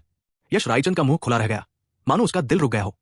हालांकि वो आत्मा रूपांतरण स्तर की साधना कर रहा था, जिससे वो स्वर्णलोक का एक शक्तिशाली विशेषज्ञ बन गया था। फिर भी वो ये भली भांति जानता था कि स्वर्ग और पृथ्वी के सामने आत्मा रूपांतरण स्तर का साधक भी नगण्य होता है। फिर भी अब गुरु ने उसे बताया कि संपूर्ण स्वर्णलोक उन्हीं के द्वारा रचा गया है। ये कितना भयानक होगा। पहले यश रायचंद सोचता था कि गुरु अमरलोक से आए हैं, लेकिन अब उसे एहसास हुआ कि उसने अपने गुरु को कम आंका था। वे वास्तव में एक सृष्टिकर्ता थे। यश रायचंद का हृदय अत्यंत गंभीर हो गया। उसने पाया कि गुरु की पहचान के बारे में उसकी पिछली धारणाएं लगभग पूरी तरह से उलट गई थी। अर्जुन सूर्यवंशी ने आगे कहा, स्वर्णलोक में असंख्य दांव अभी उतने शक्तिशाली नहीं है। ये केवल प्रारंभिक अवस्था में है, इसीलिए साधकों के स्तर आमतौर पर बहुत शक्तिशाली नहीं होते हैं। क्या आप जानते हैं कि आत्मा रूपांतरण अवस्था के बाद कौन सा लोक आता है? यश रायचंद का चेहरा गंभीर हो गया। उन्होंने उत्सुकता से पूछा, आत्मा रूपांतरण अवस्था के बाद का लोक? सच कहें तो स्वर्णलोक के प्रत्येक लोक का नाम उस लोक को पार करने के बाद किसी ने रखा था। आत्मा रूपांतरण अवस्था नाम वास्तव में उन्होंने ही दिया था, और यद्यपि उन्हें यह नहीं पता था कि उन्होंने ये नाम क्यों चुना, यश रायचंद को यह नाम बहुत उपयुक्त लगा। अर्जुन सूर्यवंशी ने हल्की मुस्कान के साथ कहा, स्वर्णलोक के लोक स्वर्ग द्वारा निर्धारित है, मनुष्यों से प्रभावित नहीं है, इसलिए सभी के नाम एक ही है। आत्मा रूपांतरण अवस्था के बाद आत्मा शोधन और शून्य शोधन आता है, जिसे शून्य शोधन लोक भी कहा जाता है। इसके आगे शरीर एकीकरण लोक, आध्यात्मिक मूल लोक और ब्रह्म प्रवेश लोक आते हैं। अभी भी इतने सारे लोक हैं? यश रायचंद की आंखें तुरंत चौड़ी हो गई। आत्मा रूपांतरण अवस्था के ठीक बाद अभी भी 4 और लोक थे। गुरुजी, क्या आप ब्रह्म प्रवेश स्तर के साधक हैं? यश रायचंद के मन में अर्जुन सूर्यवंशी लगभग अजय थे, इसलिए उन्होंने स्वाभाविक रूप से मान लिया कि वे उच्चतम स्तर पर होंगे। अर्जुन सूर्यवंशी हंसे बिना नहीं रह सके और उन्होंने अपना सिर हिलाया। उन्होंने कोई स्पष्टीकरण नहीं दिया, बल्कि आगे कहा, ब्रह्म प्रवेश स्तर के बाद ऋषि स्तर आता है, जिसे सामान्यतः 5 ऋषि स्तर के रूप में जाना जाता है, जो है ऋषि स्तर, ऋषि राजा स्तर, ऋषि सम्राट स्तर, ऋषि पूजनीय स्तर और प्राचीन ऋषि स्तर। क्या ऋषि स्तर? यश रायचंद फिर से स्तब्ध रह गए। उन्होंने सोचा था कि ब्रह्म प्रवेश स्तर ही अंतिम स्तर है, लेकिन उन्हें ऋषि स्तर जैसी किसी चीज की उम्मीद नहीं थी। इस बार वे कुछ नहीं बोले, बल्कि चुपचाप अर्जुन सूर्यवंशी के अगले शब्दों की प्रतीक्षा करने लगे। ऋषि के बाद सम्राट स्तर आता है। ये लोक मनुष्यों में सबसे शक्तिशाली लोक है, जहां शरीर से ही दांवों को समझा जा सकता है और इसे सांसारिक जीवन से परे जाने का पहला कदम माना जा सकता है। महान सम्राट को 3 लोकों में विभाजित किया गया है: अर्ध सम्राट, महान सम्राट और प्राचीन सम्राट। हालांकि महान सम्राट और प्राचीन सम्राट दोनों को महान सम्राट ही कहा जाता है। उनमें केवल स्वर्गीय दांवों को समझने की शक्ति का अंतर है। जब एक महान सम्राट अपने चरम पर पहुंचता है तो उसे महान सम्राट लोक कहा जाता है। जो सबसे शक्तिशाली महान सम्राट युद्ध शक्ति भी है, जिसे अमर लोक में एक कदम रखने वाला माना जाता है और अमर द्वार खोलने की योग्यता प्राप्त होती है। हिस, ये सब सुनकर यश रायचंद की सांसें थम गई। उन्होंने पहले स्वर्णलोक को पिंजरे में बंद पक्षी की तरह समझा था, लेकिन अब उन्हें लगा कि वे बहुत बड़ी गलती कर रहे थे। ये तो कुएं का मेंढक था। हालांकि यश रायचंद का दिल और भी रोमांच से भर गया। गुरु का लोक सचमुच बहुत रंगीन और आकर्षक था। ऋषि लोक, महान सम्राट लोक, ये सभी उससे बहुत दूर थे और गुरु के शब्दों से ऐसा प्रतीत होता था कि अमर लोक, जिसके बारे में उसने पहले सोचा था, इन सब के बाद भी आता है। 365 विशाल जगत। इसी क्षण यश रायचंद को एहसास हुआ कि उसकी पिछली धारणाएं कितनी हास्यास्पद थी। प्रारंभ में उसने माना था कि अर्जुन सूर्यवंशी अमर लोक से आए हैं और यह तर्क अभी भी सही था, लेकिन यह उसकी कल्पना से बहुत अलग था। वो जानता था कि उसका गुरु उससे कहीं अधिक शक्तिशाली है, लेकिन उसने कभी खुद को कमजोर महसूस नहीं किया। लेकिन अब अर्जुन सूर्यवंशी के शब्दों को सुनने के बाद उसने महसूस किया कि वो वास्तव में अत्यंत कमजोर है। स्वर्णलोक में कभी अजय रहे युद्ध देवता अपने गुरु द्वारा वर्णित दुनिया में सबसे निचले पायदान पर प्रतीत होते थे। कम से कम लोकों की श्रेणी के आधार पर वास्तव में यही स्थिति थी। आत्मा रूपांतरण अवस्था, वो तो बिल्कुल निचले पायदान पर थी, बहुत ही निम्न। ये किसी संत से भी बहुत दूर था। महान सम्राट लोक की तो बात ही छोड़िए। अर्जुन सूर्यवंशी ने अपना सिर घुमाकर यश रायचंद की ओर देखा। उसके अत्यंत स्तब्ध चेहरे को देखकर उनके होठों पर मुस्कान आ गई। ये शब्द यश रायचंद को चेतावनी देने के लिए भी थे, ताकि अमर लोक में जाने के बाद वो अधिक अहंकारी न हो जाए और सतर्क और संयमित रहे। लंबे मौन के बाद यश रायचंद ने फिर पूछा, गुरुजी, क्या आप अमर लोक से हैं? और क्या अमर लोक में इससे भी अधिक शक्तिशाली लोक है? अर्जुन सूर्यवंशी मुस्कुराए और सिर हिलाकर बोले, हाँ, हालांकि अभी आपके लिए यह जानना किसी काम का नहीं है। अमर लोक में जाने के बाद पहले अपनी साधना को महान सम्राट लोक तक बढ़ाएं। यह आपके लिए बहुत कठिन नहीं होना चाहिए। यश रायचंद ने दृढ़ भाव से सिर हिलाया। शिष्य आज्ञा का पालन करता है। उनके चारों ओर झिलमिलाती लहरों के बीच दूर से एक चकाचौंध भरी रोशनी तेजी से प्रकट हुई। यश रायचंद को बस चक्कर आने जैसा एहसास हुआ। उनका पूरा शरीर हिल गया। उनका भौतिक शरीर नहीं, बल्कि उनकी दिव्य आत्मा। हालांकि पल भर में वे दोनों मेघ पर्वत की चोटी पर प्रकट हो गए। यश रायचंद के प्रकट होते ही उनके शरीर में अमर शक्ति का प्रवाह उमड़ पड़ा, जिससे उनका भौतिक शरीर रूपांतरित होने लगा और उनकी साधना भी तीव्र गति से आगे बढ़ने लगी। आत्मा रूपांतरण अवस्था से वे सीधे आध्यात्मिक मूल जी-कोर क्षेत्र में प्रवेश कर गए। मेघ पर्वत पर यशोदा और 2 अन्य महिलाएं भी मौजूद थी। जब उन्होंने हलचल सुनी तो वे सब वहां आ गई। यश रायचंद की कमर पर टिहना हैंडेक्स्याओ संप्रदाय का पहचान चिन्ह वाला जेड पेंडेंट देखकर वे तुरंत कारण समझ गई। ये वही चौथा शिष्य होना चाहिए जिसका जिक्र अर्जुन सूर्यवंशी ने पहले किया था। यश रायचंद ने भी तुरंत प्रतिक्रिया दी। उन्होंने चारों ओर देखने के लिए अपना सिर घुमाया। यहाँ का दृश्य वास्तव में स्वर्णलोक के किसी भी स्थान से अतुलनीय था। उन्होंने अमरलोक की कल्पना तो की थी, लेकिन उसे देखकर उनका हृदय अभी भी असीम सदमे से भर गया था। तभी यश रायचंद ने दूर से यशोधरा और 2 अन्य महिलाओं को देखा। कितनी सुंदर! यश रायचंद, जो प्रेम के मामलों में बिल्कुल भी रुचि नहीं रखते थे, यशोधरा और दोनों अन्य महिलाओं की सुंदरता देखकर इस क्षण थोड़े अचंभित रह गए। ऐसी अत्यंत सुंदर महिलाएं पूरे स्वर्णलोक में 10 में से 1 या 2 भी नहीं मिल सकती। हालांकि उनकी निगाहें एक पल के लिए ही टिकी और फिर उन्होंने जल्दी से अपना सिर नीचे कर लिया। दोबारा देखने की हिम्मत नहीं की। अर्जुन सूर्यवंशी ने हाथ उठाकर इशारा किया और एक सुनहरी पीली रोशनी दूर की ओर फैल गई। उसी समय उन्होंने यश रायचंद से उदासीनता से कहा, ये तीनों तुम्हारी स्वामियां हैं। उन्होंने यशोधरा और दोनों अन्य महिलाओं का एक एक करके परिचय कराया और यश रायचंद ने तुरंत आदरपूर्वक घुटने टेककर तीनों को प्रणाम किया। हावरन तीनों स्वामियों को प्रणाम करता है। यशोधरा और बाकी दोनों कंजूस नहीं थे। आखिर ये उनकी पहली मुलाकात थी, इसलिए उन्होंने यश रायचंद को कुछ छोटे उपहार दिए। थोड़ी देर बाद अर्जुन सूर्यवंशी के मन में एक आवाज आई, प्रणाम गुरुजी। ये ऋतिक की आवाज थी। अर्जुन सूर्यवंशी ने अभी अभी उन्हें विशेष रूप से संदेश भेजा था, जिसमें उन्हें ब्रह्मलोक आने के लिए कहा गया था। यश रायचंद आखिर इस दुनिया को नहीं समझते थे और उनकी साधना वास्तव में बहुत कमजोर थी। इसलिए अर्जुन सूर्यवंशी ने ऋतिक को कुछ समय के लिए उनकी देखभाल करने का जिम्मा सौंपा। आखिर वे दोनों वरिष्ठ और कनिष्ठ भाई थे और इससे उनके बीच कुछ स्नेह भी पनप सकता था। इसलिए बाद में मिलने पर वे एक दूसरे का नाम भी नहीं जानते। अर्जुन सूर्यवंशी द्वारा स्थिति स्पष्ट करने के बाद ऋतिक ने तुरंत ये कार्य स्वीकार कर लिया। वो हाल ही में थोड़ा ऊब गया था। दांव के प्रति उसकी समझ में लगभग कोई प्रगति नहीं हुई थी, या कम से कम बहुत कम। इसलिए एक कनिष्ठ भाई होने से उसे कुछ करने को मिल जाएगा। बेशक एक और भी महत्वपूर्ण बात थी, वो अब सबसे छोटा तीसरा नहीं रहेगा। अर्जुन सूर्यवंशी ने यश रायचंद से कहा, अब से कुछ समय के लिए तुम ही ना हैंडेक्स्याओ संप्रदाय के तीसरे शिष्य अपने वरिष्ठ भाई ऋतिक के साथ साधना करोगे। वरिष्ठ भाई ऋतिक? यश रायचंद का मन शंकाओं, थोड़ी बेचैनी और इस चिंता से भर गया कि कहीं ये वरिष्ठ भाई, जिनसे वो कभी मिले भी नहीं थे, उन्हें पसंद न करे। उस दिन उनके भावों में उतार चढ़ाव स्वर्णलोक में बिताए लाखों वर्षों से कहीं अधिक थे। उनकी आंखों के सामने एक धुंधलापन सा दिखाई दिया और उनका पूरा शरीर एक अराजक स्थान में प्रकट हुआ, जो घूमती हुई रंगीन ऊर्जा से घिरा हुआ था। अराजकता जो ब्रह्मलोक के बाहर थी। यश रायचंद ने तुरंत आगे एक लंबे वस्त्र पहने एक युवक को खड़े देखा। हालांकि उनका रूप रंग असाधारण रूप से सुंदर नहीं था, फिर भी वे देखने में बहुत अच्छे थे और उनका व्यवहार सौम्य और उदार था, जिससे लोगों को एक अच्छे इंसान होने का आभास होता था। ऋतिक को देखते ही यश रायचंद ने राहत की सांस ली। उनके व्यवहार से ऐसा लग रहा था कि इस वरिष्ठ भाई के साथ तालमेल बिठाना मुश्किल नहीं होगा। हावरा ने वरिष्ठ भाई को प्रणाम किया। ऋतिक ने उन्हें देखा, फिर मुस्कुराया और सिर हिलाया। अगले ही पल दोनों अपनी जगह से गायब हो गए।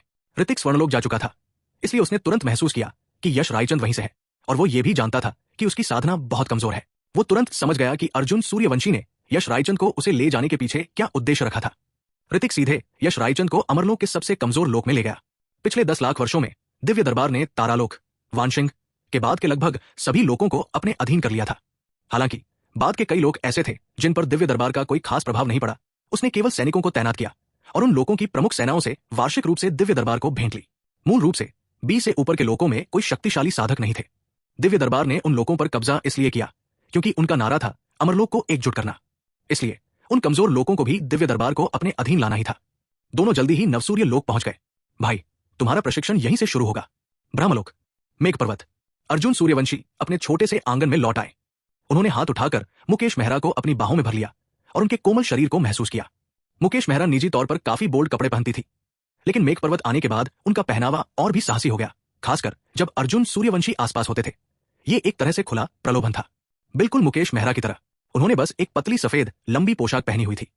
पोशाक बहुत पारदर्शी थी, जिससे झलकियां दिख रही थी, और निचला हिस्सा 4 भागों में बंटा हुआ था, जो जांघों के पास से खुला हुआ था। जब अर्जुन सूर्यवंशी ने अपना सिर नीचे किया तो उनकी बाहों में आराम से टिके उस अत्यंत सुंदर चेहरे के साथ साथ उनकी गहरी क्लीवेज भी दिखाई दी। उसने मन ही मन आ भरी। मुकेश मेहरा और उन 2 अन्य महिलाओं के साथ इतने वर्षों तक रहने के बावजूद अर्जुन सूर्यवंशी अब भी उन तीनों को देखकर प्रतिक्रिया देता था।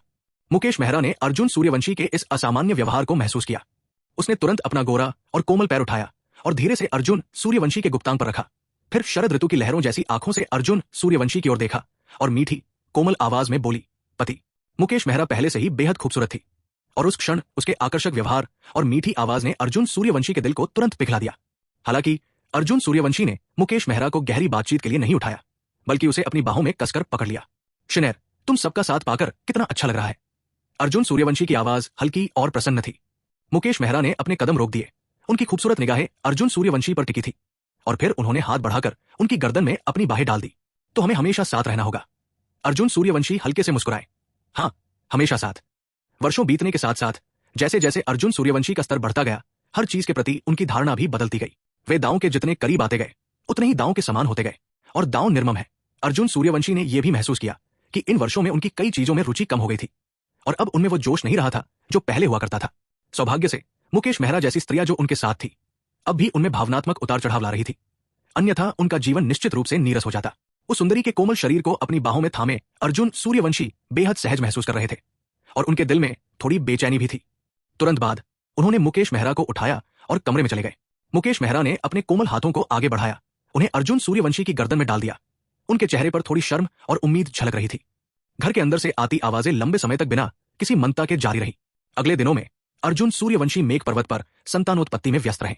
अब अर्जुन सूर्यवंशी एक अधेड़ उम्र के व्यक्ति की तरह महसूस कर रहे थे, जो आध्यात्मिक सहारे की तलाश में है, जीवन अनुभव और पूर्णता का स्रोत है, और संतानोत्पत्ति इसका एक अत्यंत महत्वपूर्ण हिस्सा है। संतान होने पर अर्जुन सूर्यवंशी के जीवन के प्रति उत्साह और बढ़ जाएगा। लेकिन अब भी अगर अर्जुन सूर्यवंशी संतान चाहते थे तो वे इच्छुक तो थे, लेकिन शक्तिहीन, ये बस असंभव था।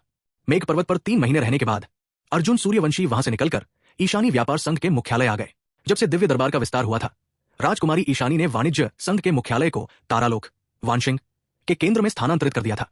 वो कुछ समय पहले व्यापारिक मामलों को निपटाने के लिए दूसरे लोकों में जाने के बाद कल ही लौटी थी। राजकुमारी ईशानी को अर्जुन सूर्यवंशी की महिलाओं में सबसे व्यस्त भी कहा जा सकता है, जो लगातार भागदौड़ में लगी रहती थी और शायद ही कभी मेघ पर्वत लौटती थी। वाणिज्य संघ के मुख्यालय के ठीक पीछे एक आंगन था, जो फूलों और पौधों से भरा हुआ था, अत्यंत गर्म और शांत। राजकुमारी ईशानी अपने कमरे में खिड़की के पास एक मेज पर काम कर रही थी। यह स्थान उनका निजी क्षेत्र था, और उनकी अनुमति के बिना किसी को भी प्रवेश करने की अनुमति नहीं थी। राजकुमारी ईशानी मेज पर रखे दस्तावेजों को ध्यान से देख रही थी। ये पिछले 10 वर्षों में विभिन्न शाखा संघों द्वारा भेजे गए राजस्व और व्यय की रिपोर्टें थी, जिन्हें बड़ी सावधानी से व्यवस्थित किया गया था। जल्द ही उन्होंने कुछ वाणिज्य संघों में गड़बड़ी पाई। या तो उन्होंने लंबे समय से कोई लाभ नहीं कमाया था, या उन्हें भारी नुकसान हुआ था। यद्यपि वो ईशानी व्यापार संघ की अध्यक्ष थी, उनके अधीन कई प्रबंधक थे और भ्रष्टाचार अक्सर होता रहता था। उन्होंने उन लोगों को अलग से चिन्हित किया और बाद में स्थिति की जांच के लिए लोगों को भेजने की योजना बनाई। तभी एक हल्की हवा चली और राजकुमारी ईशानी अचानक कांप उठीं। जैसे ही वो उठने वाली थी, गर्म कोमल हाथों की एक जोड़ी ने पीछे से उन्हें आलिंगन कर लिया। फिर वे हाथ तेजी से उनके कॉलर में चले गए। जब किसी स्त्री के गुप्तांगों को छुआ गया तो राजकुमारी ईशानी का कोमल शरीर कांप उठा। राजकुमारी ईशानी तुरंत समझ गई कि कौन आया है। उन्होंने अपना सिर नीचे झुका लिया, अपने स्तनों के नीचे बेचैनी से हिलते हाथों को देखा। उनके गाल हल्के से लाल हो गए। पतिदेव, आप क्यों आए हैं? अर्जुन सूर्यवंशी ने धीरे से कहा। अपनी छोटी पत्नी से बातें करने, क्या इसमें कोई समस्या है? जैसे ही राजकुमारी ईशानी कुछ बोल पाती, उनके गाल और भी लाल हो गए। अर्जुन सूर्यवंशी ने उन्हें तुरंत उठाकर अपनी गोद में बिठा लिया। उनके कपड़े भी गायब हो गए। पीछे से अर्जुन सूर्यवंशी की हंसी गूंजी। पत्नी, मैं आजकल थोड़ा थका हुआ हूं, इसलिए इस बार पहल करने की बारी तुम्हारी है। राजकुमारी ईशानी का शरीर हल्का सा कांप उठा। उन्होंने अपने लाल होठों को हल्के से काटा। उनके गाल बेहद लाल हो गए। फिर उन्होंने अपना सिर घुमाकर अर्जुन सूर्यवंशी को नाराजगी भरी नजर से देखा। हालांकि उन्होंने मना नहीं किया, बल्कि आज्ञा का पालन करना चुना। जल्द ही राजकुमारी ईशानी की आंखें नम हो गई और उनके चेहरे पर बेहद खुशी का भाव आ गया। आंगन में काफी देर तक हलचल मची रही। इस दौरान कई दासियां आई, लेकिन अपना परिचय देने और कोई जवाब न मिलने पर उन्होंने मान लिया कि राजकुमारी ईशानी वहां नहीं है और वे जाने लगी। लगभग 10 दिन बाद अर्जुन सूर्यवंशी वहां से चले गए। आंगन में राजकुमारी ईशानी बिस्तर पर कमजोर सी बैठी थी। उन्होंने अपने दर्द भरे जबड़े को सहलाया और फिर धीमी आवाज में बोली, वो मुझे अकेले में ही परेशान करता है। जब मेरा काम खत्म हो जाएगा और मैं मेघ पर्वत लौट जाऊंगी तो मैं अपनी बहनों के साथ जरूर लड़ूंगी। उन्होंने पहले सोचा था कि साधना बढ़ने के बाद वो अर्जुन सूर्यवंशी से जी भरकर लड़ सकेंगी, या कम से कम उनके सामने कमजोर नहीं पड़ेंगी। लेकिन उन्होंने अपनी क्षमता से ज्यादा ही आंका था। अभी वो अकेले अर्जुन सूर्यवंशी का सामना नहीं कर सकती। इन दिनों अर्जुन सूर्यवंशी ने उन्हें बुरी तरह हराया था और उन्हें कई बार दया की भीख मांगनी पड़ी थी। खासकर जब राजकुमारी ईशानी को अर्जुन सूर्यवंशी द्वारा उससे करवाए गए काम और दया की भीख मांगते समय उससे कहलवाए गए शब्द याद आए तो उसके गाल गर्म हो गए। वैसे डैडी का मतलब क्या होता है? राजकुमारी ईशानी के मन में एक पल के लिए उलझन कौन थी, लेकिन उसने तुरंत उसे दूर कर दिया। अर्जुन सूर्यवंशी हमेशा उसे इसी नाम से बुलाता था, इसलिए ये शब्द अच्छा तो हो ही नहीं सकता था। ये सोचते हुए राजकुमारी ईशानी को थोड़ी झुंझलाहट हुई। भविष्य में उसे हर संभव सावधानी बरतनी थी और अपने पति के हाथों अकेले नहीं पकड़ा जाना था। और मेरा मुंह। राजकुमारी ईशानी ने अपने जबड़े और थोड़े असहज गले को छुआ। उसे लगा कि उसकी आवाज थोड़ी बैठ गई है। मेघ पर्वत लौटकर अर्जुन सूर्यवंशी संतुष्टि से भर गया। वो राजकुमारी ईशानी शायद ही कभी मेघ पर्वत लौटती थी। जब भी लौटती वो एक सरगना की तरह यशोधरा और दूसरों का जमकर शोषण करती थी। इस बार उसे आखिरकार अपना बदला मिल गया। एक गहरी सांस लेते हुए अर्जुन सूर्यवंशी ने दूर तक देखा। पिछले कुछ वर्षों में संपूर्ण अमरलोक में सन्नाटा पसरा हुआ था और अन्य शक्तियों ने उनके दिव्य दरबार के विस्तार को पूरी तरह से अनदेखा कर दिया था। एक बड़ा तूफान आने वाला है। अर्जुन सूर्यवंशी के होठों पर एक व्यंग्यात्मक मुस्कान आ गई। इन वर्षों में उन्होंने अपनी साधना में खरबों डॉलर और अर्जित कर लिए थे और उनके पास 2 और तुरुप के पत्ते थे। अगर कोई बड़ा युद्ध भी छिड़ जाता तो उन्हें पूरा भरोसा था। अगर तुम हम पर हमला करने की हिम्मत नहीं करते तो हमारे हमले का इंतजार करो। अर्जुन सूर्यवंशी ने धीरे से कहा। दिव्य दरबार के साधक अभी तक इतने शक्तिशाली नहीं थे। एक बार जब उनके बीच देव सम्राट जैसे शक्तिशाली साधक आ जाएंगे तो वो दिव्य दरबार को और भी शक्तिशाली लोकों में विस्तारित करने का निर्देश देते रहेंगे। मुझे विश्वास नहीं है कि तुम हमेशा स्थिर रह पाओगे। उस समय मैं देखूंगा कि कौन मुझे नष्ट करना चाहता है। पलक झपकते ही 3000 साल बीत गए। तारालोक, वानशिंग, पूर्वी नगर। इस साधना काल के बाद यश रायचंद की साधना सीधे आत्मा रूपांतरण अवस्था से अर्ध सम्राट पूर्णता तक पहुंच गई। अर्जुन सूर्यवंशी ने अन्य शिष्यों की तरह उन्हें तुरंत बहुत सारे संसाधन नहीं दिए, बल्कि उन्होंने यश रायचंद को अपने स्वयं के प्रयासों से उन्हें अर्जित करने दिया।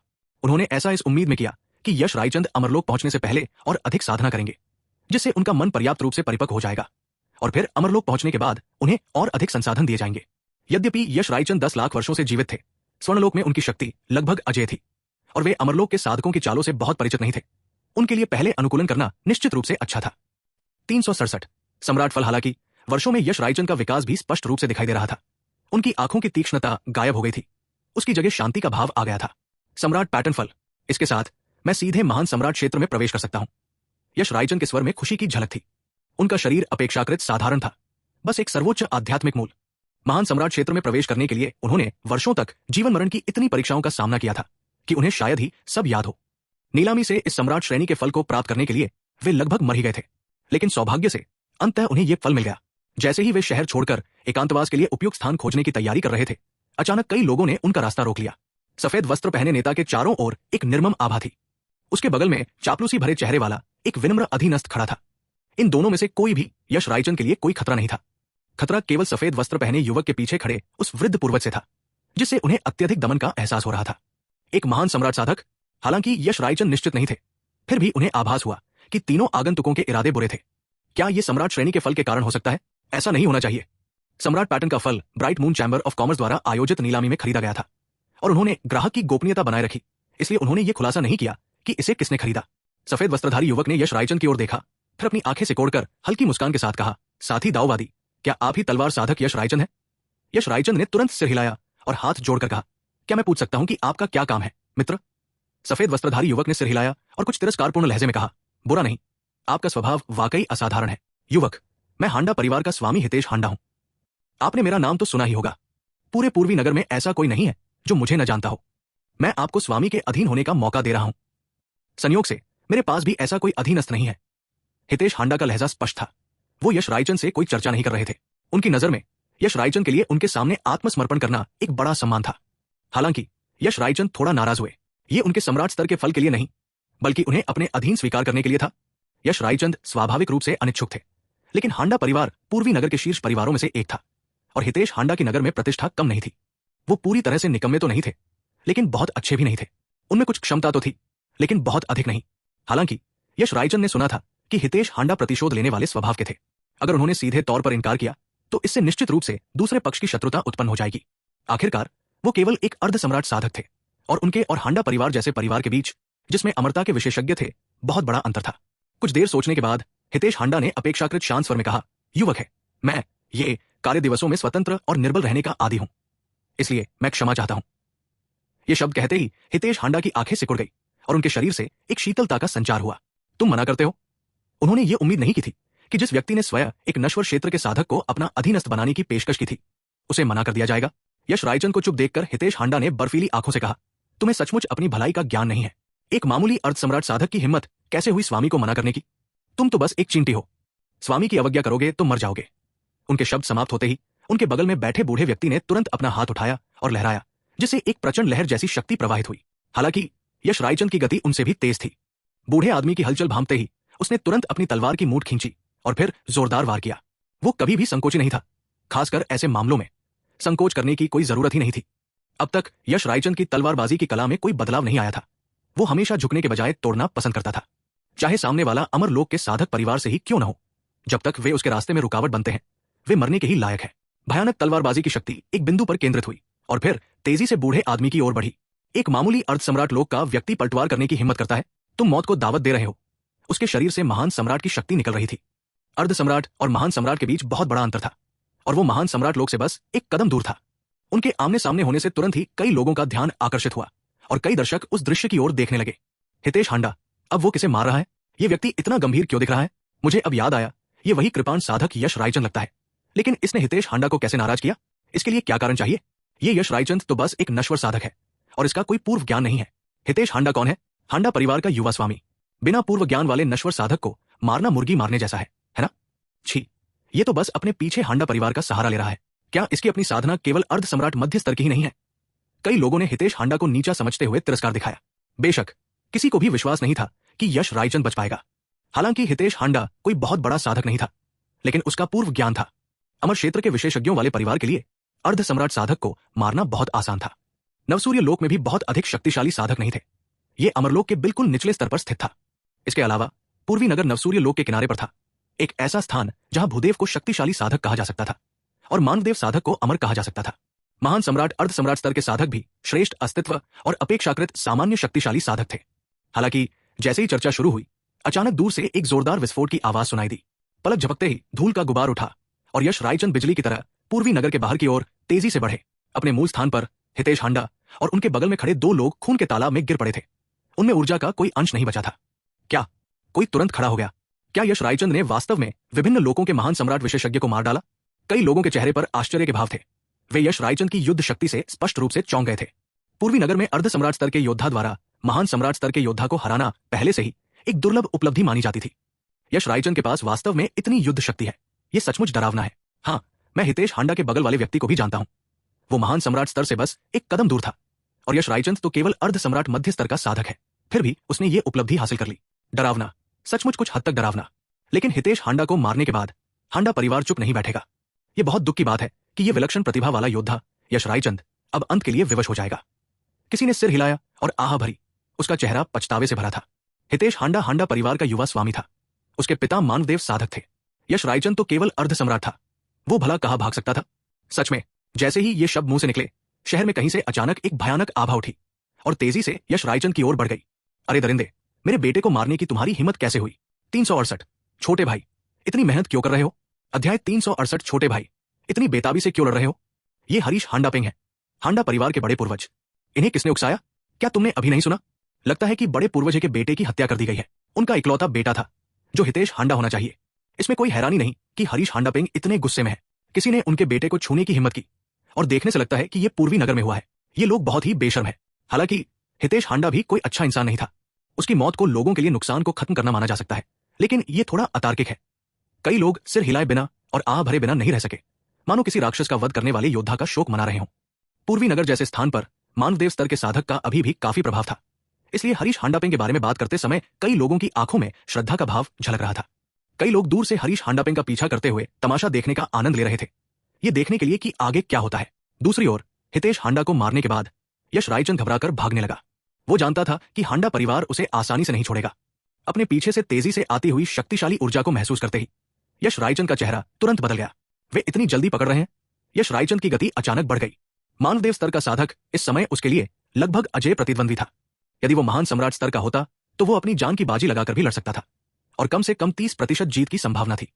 लेकिन अमर और सम्राट स्तर के साधक के बीच का अंतर बहुत बड़ा था। एक की तो बात ही छोड़िए, 5 भी शायद जीत न पाते। अमर और नश्वर के बीच का अंतर बहुत अधिक था। दुष्ट प्राणी, आकर मर जा। हरीश हांडापेंग की भयंकर दहाड़ पीछे से सुनाई दी और यश रायचंद का चेहरा तुरंत बदल गया। क्या वो इतनी जल्दी पहुंच गया था? इस नाजुक क्षण में वो तुरंत रुक गया। इस स्थिति में केवल एक हताश लड़ाई ही उम्मीद की किरण थी। भागते रहने से उसकी शक्ति ही कम होती, जिससे बाद में मुकाबला करना और भी कठिन हो जाता। शक्ति में पहले से ही अंतर था और अधिक शक्ति खर्च होने के बाद उनके बीच का अंतर और भी बढ़ जाता। प्रज्वलित दानव, यश रायचंद ने धीमी आवाज में दहाड़ा। उसने अपना हाथ उठाया और वार किया और एक अविश्वसनीय रूप से भयानक कृपाण ऊर्जा ताप्रपात के साथ उसके पीछे हरीश हांडापेंग की ओर बढ़ी। यह कृपाण ऊर्जा मानो ज्वालाओं से जलते हुए दानव में परिवर्तित हो गई थी, जो देखने में बेहद भयंकर लग रही थी। हरीश हांडापेंग के कदम तुरंत रुक गए। उनकी आंखों में हैरानी झलक रही थी, लेकिन वो तुरंत ही भयानक हत्या के इरादे में बदल गई। इसमें कोई आश्चर्य नहीं कि तुम मेरे बेटे को मार पाए। तुम्हें कुछ कौशल तो है, लेकिन दुर्भाग्य से तुम मरने के लायक हो। इतना कहते हुए उन्होंने सीधे अपना हाथ उठाया और हथेली से प्रहार किया। एक भयानक दमनकारी शक्ति आगे बढ़ी, जिसने यश रायचंद की कृपाण की शक्ति को सीधे नष्ट कर दिया और फिर यश रायचंद की ओर अपना अटूट आक्रमण जारी रखा। मेरे लिए मर जाओ। यश रायचंद के चेहरे पर कोई भाव नहीं बदला।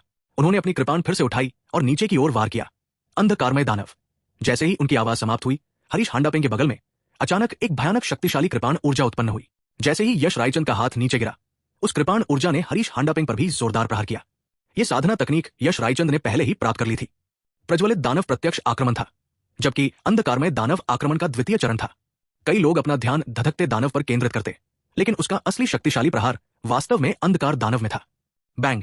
भयानक झटके तुरंत चारों ओर फैल गए और शक्तिशाली कृपाण की भावना और अवशिष्ट ऊर्जा सभी दिशाओं में फैल गई। फुफकार! हरीश हांडापेंग के पीछे से तुरंत सिसकने की आवाजें सुनाई दी। यश रायचंद के पास वास्तव में ऐसा प्रहार है। वो वाकई साधारण नहीं है। हालांकि हरीश हांडापेंग मानवदेव क्षेत्र का साधक है, लेकिन इस प्रहार की पूरी शक्ति को झेलना उसके लिए आसान नहीं होगा, है ना? अधिक से अधिक उसे बस कुछ मामूली चोटें आएंगी। क्या आपको सच में लगता है कि यश रायचंद हरीश हांडापेंग का मुकाबला कर सकता है? वो मानवदेव क्षेत्र का साधक है। मैं आपको सलाह देता हूं कि ज्यादा मत सोचो। यश रायचंद आज निश्चित रूप से मरने वाला है। ये तो बस एक छोटा सा विराम है। बिल्कुल, यश रायचंद चाहे जितना भी संघर्ष करे, वो शायद आज मौत से नहीं बच पाएगा। तिरस्कार भरी आवाजें गूंज उठीं। लोग हमेशा बलवानों का सम्मान करते हैं। यश रायचंद और हरीश हांडापेंग के बीच की दुश्मनी का उनसे कोई लेना देना नहीं था, लेकिन सभी को हरीश हांडापेंग की जीत की उम्मीद थी। कारण सीधा सा था, उनकी शक्ति कहीं अधिक थी। भूकंप के झटके शांत होते ही हरीश हांडापेंग की ऊर्जा थोड़ी अशांत हो गई। उनकी बाह पर एक गहरा घाव था, जिससे खून बह रहा था। हालांकि यह घाव बहुत गंभीर नहीं था, लेकिन यश रायचंद द्वारा ऐसा घाव पहुंचाना वाकई उल्लेखनीय था। हरीश हांडापेंग की आंखें बेहद ठंडी थी। उन्होंने यश रायचंद को ठंडे स्वर में देखा और कांपते हुए कहा, इसमें कोई आश्चर्य नहीं कि तुमने मेरे बेटे को मारने की हिम्मत की। इस तरह के कौशल के साथ मानवदेव स्तर का प्रारंभिक साधक भी शायद तुम्हारे सामने टिक नहीं पाएगा। दुर्भाग्य से मैं मानवदेव स्तर के शिखर पर हूं, इसलिए आज तुम्हें कोई नहीं बचा सकता। इतना कहकर वो पल भर में अपनी जगह से गायब हो गए और यश रायचंद की ओर दौड़ पड़े। यश रायचंद के चेहरे के भाव एकदम बदल गए। उन्हें उम्मीद नहीं थी कि उनके सबसे शक्तिशाली तलवार के वार से हरीश हांडापेंग को केवल मामूली चोट ही लगेगी। मानवदेव शिखर, क्या यही उनका शिखर है? आश्चर्य की बात नहीं कि तलवार के इस वार से केवल मामूली चोटें ही आई। मानवदेव शिखर का साधक भूदेव शिखर में प्रवेश करने ही वाला है। यश रायचंद के लिए यह अंतर वास्तव में बहुत बड़ा था। यह जानना जरूरी था कि उनके सामने अभी भी महान सम्राट और महान सम्राट शिखर के दो महान पर्वत थे, और उससे भी पीछे अमर लोक था। यश रायचंद को अर्जुन सूर्यवंशी से शायद ही कोई संसाधन या विरासत मिली थी। उनकी वर्तमान युद्ध शक्ति पूरी तरह से उन पर निर्भर थी, और यहां तक कि उनकी साधना तकनीक भी उन्होंने स्वयं ही खोजी थी। अर्ध सम्राट शिखर के मानवदेव साधक को घायल कर पाना ही गर्व की बात थी। तेजी से पास आते हरीश हांडापेंग को देखकर यश रायचंद का चेहरा अत्यंत गंभीर हो गया। यह संकट पहले के सभी संकटों से कहीं अधिक गंभीर था। हालांकि यह सब हितेश हांडा की वजह से हुआ था। धिक्कार है, बेवजह मुसीबत क्यों खड़ी करनी। यश रायचंद बिना कारण के कभी भी शक्तिशाली लोगों को उकसाता नहीं था, यही उसका जीने का तरीका था। लेकिन किस्मत को यही मंजूर नहीं था। अगर आप मुसीबत मोल नहीं लेते तो मुसीबत खुद आपके पीछे पड़ जाती है।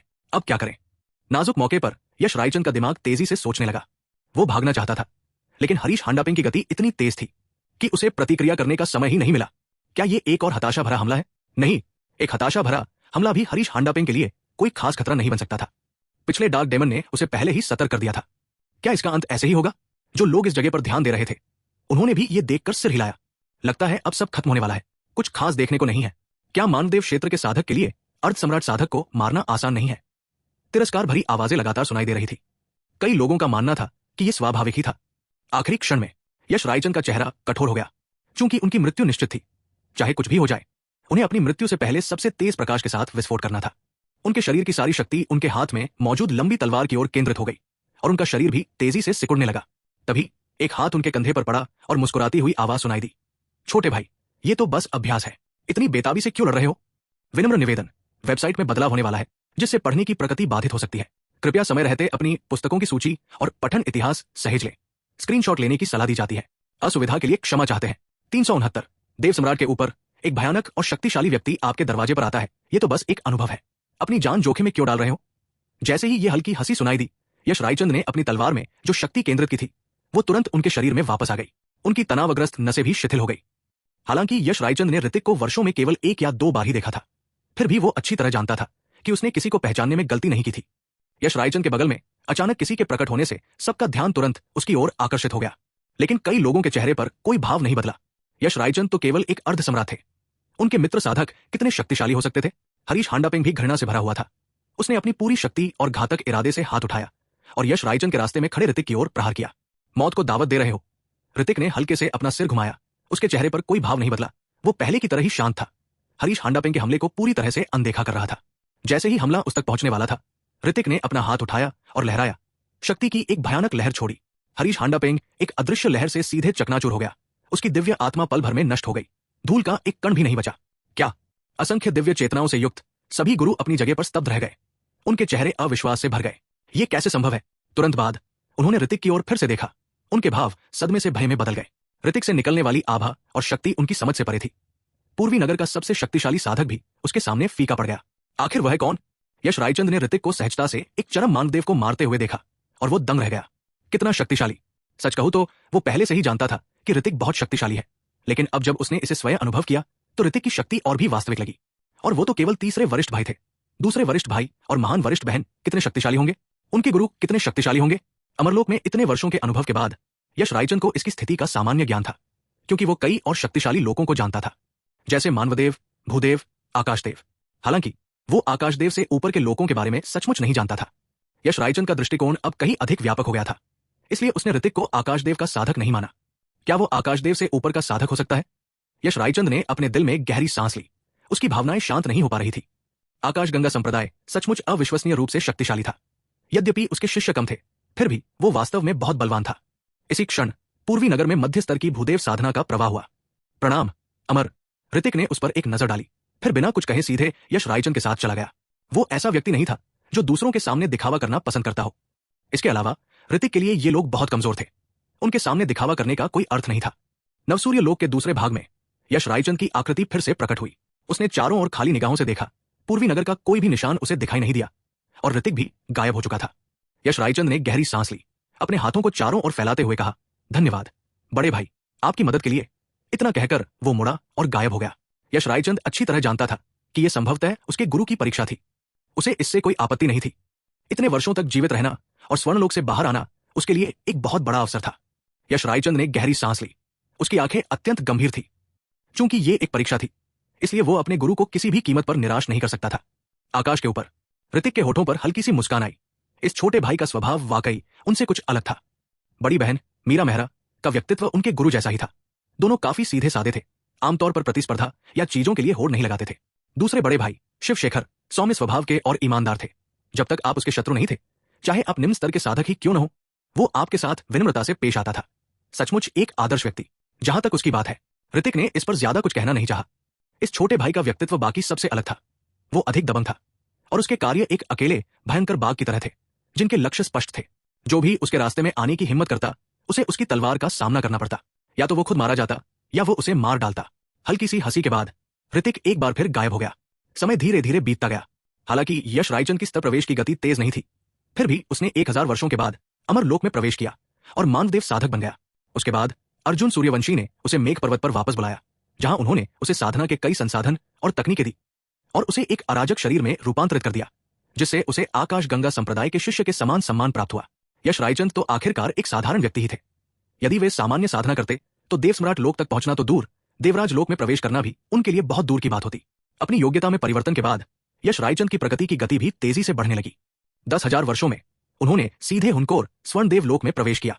फिर उन्होंने देवराज लोक में प्रवेश करने के लिए 20,000 वर्ष और लिए। पलक झपकते ही लाखों वर्ष फिर से बीत गए। त्रिअग्नि लोक। शिव शेखर यहां विराजमान थे। उनके शरीर से समय समय पर प्रचंड ऊर्जा का प्रवाह फूटता था, जिससे पूरी दुनिया में अतृप्त हलचल मच जाती थी। क्या वो देव सम्राट लोक में प्रवेश करने वाले हैं? शिव शेखर की आंखें गंभीर थी। उनके चारों ओर दांवों की आभा घूम रही थी और विभिन्न रंगों की ज्वालाएं फैल रही थी, जिससे उनका संपूर्ण स्वरूप दिव्य प्रतीत हो रहा था। इतने वर्षों की एकांत साधना के बाद अंततः उन्होंने देव सम्राट लोक को प्राप्त कर लिया था। शिव शेखर की आंखों में उत्सुकता झलक रही थी। गहरी सांस लेते हुए शिव शेखर ने अपने शरीर में उठ रही बेचैनी को दबा लिया। उसी क्षण उनके चारों ओर अचानक चकाचौंध मच गई। शिव शेखर। अचानक एक जोरदार गर्जना सुनाई दी और शिव शेखर को चक्कर आने लगा। उनकी आंखें भी लाल हो गई। कौन है? शिव शेखर का चेहरा एकदम बदल गया। इस एक चीख से ही उन्होंने समझ लिया कि सामने वाला निश्चित रूप से एक अत्यंत भयानक स्वर्ग विरोधी शक्ति है। देव सम्राट से भी ऊपर। शिव शेखर के मन में 10,000 मिट्टी के घोड़े दौड़ पड़े। ये शक्तियां हमेशा उन्हें ही क्यों निशाना बनाती हैं? अचानक शिव शेखर के सामने एक विशालकाय आकृति प्रकट हुई। वो अविश्वसनीय रूप से अलौकिक थी, मानो उसका कोई अस्तित्व ही न हो। फिर भी उसे देखकर शिव शेखर का दिल दहल गया। नए आए व्यक्ति का चेहरा अधेड़ उम्र का था। चेहरे पर गंभीर भाव थे और वो मुस्कुरा नहीं रहा था। उसने असीम प्रकाश बिखेरते हुए शिव शेखर की ओर फिर देखा। शिव शेखर, ब्रह्मलोक ने अमरलोक के साथ विश्वासघात किया है। ये एक अक्षम्य अपराध है। आप ब्रह्मलोक के यांग पुत्र हैं। यदि आप हमारे समक्ष आत्मसमर्पण करने को तैयार हैं, तो ब्रह्मलोक भविष्य में सुरक्षित और स्वस्थ रह सकता है। जैसे ही उसकी आवाज समाप्त हुई, शिव शेखर के मन में अनगिनत आवाजें गूंज उठीं। अत्यंत मोहक, अदृश्य, अछूत दुस्वप्नों की तरह उसके कान में फुसफुसा रही थी। उसकी बात मानो, जल्दी मानो। 370 अर्जुन सूर्यवंशी की शक्ति, ये क्या है? शिव शेखर का चेहरा एकदम बदल गया। इस अवर्णनीय शक्ति के प्रभाव में उसे ऐसा लगा जैसे उसका मन किसी भी क्षण ध्वस्त हो जाएगा। ये कौन है? और वो यांग पुत्र कौन है? आप आखिर कौन है? शिव शेखर के हृदय में प्रज्वलन हुआ। उनकी आंखों में मानो ज्वालाएं भड़क उठीं और बेतहाशा चमकने लगी। उनकी ऊर्जा भी अत्यंत उग्र हो गई, मानो कोई खूंखार जानवर अपने पिंजरे से बाहर निकलने को बेताब हो। उनकी ऊर्जा के विस्फोट के साथ ही पहले की मोहक आवाजों का प्रभाव भी काफी हद तक कम हो गया। अधेड़ उम्र के उस व्यक्ति की आंखों में आश्चर्य का भाव झलका, लेकिन वे तुरंत सामान्य हो गई। ऊर्जा की एक प्रबल शक्ति शिव शेखर के मन में उमड़ पड़ी। ब्रह्मलोक ने अमरलोक के साथ विश्वासघात किया है। यदि आप अब सही मार्ग पर लौट आते हैं, तो ये पूज्य गुरु आपकी सुरक्षा की गारंटी दे सकता है। शिव शेखर, आपका चरित्र निर्मल है और ये पूज्य गुरु ऐसे विलक्षण प्रतिभावान व्यक्ति का नाश नहीं चाहता। ये कहते हुए शिव शेखर का शरीर कांप उठा। उनकी आंखें धीरे धीरे धुंधली होने लगी और आसपास का दृश्य पूरी तरह से बदल गया। उसने स्वयं को ब्रह्मलोक के ठीक केंद्र में खड़ा पाया और पूरा संसार अत्यंत जर्जर हो चुका था। नीचे लाशों से भरा पड़ा था, जिनमें उसके सभी परिचित भी शामिल थे। इनमें अर्जुन सूर्यवंशी और मीरा मेहरा भी थे। अर्जुन सूर्यवंशी का केवल सिर ही एक पेड़ की शाखा पर लटका हुआ था। उनकी आंखों में अभी भी मृत्यु से पहले का भय झलक रहा था। अनजाने में ही शिव शेखर की आंखों के कोनों से आंसू बहने लगे और उनका चेहरा अत्यंत निराशा से भर गया। गुरुजी, बड़ी बहन, नहीं! एक चीखती हुई दर्द भरी दहाड़ सुनाई दी। शिव शेखर तुरंत अपने निकटतम रिश्तेदारों के पास गए। उनका चेहरा निराशा से भरा हुआ था। उनके सामने का दृश्य देखकर उनके हृदय में गहरा दुख समा गया था। शिव शेखर बचपन से ही अर्जुन सूर्यवंशी और मीरा मेहरा के संपर्क में थे। वे दोनों को अपने सबसे करीबी मानते थे। अब अपने प्रियजनों को इस तरह दुखद रूप से मरते हुए देखकर भला उन्हें पीड़ा क्यों न होती? इसी क्षण वो अत्यंत मोहक आवाज फिर सुनाई दी।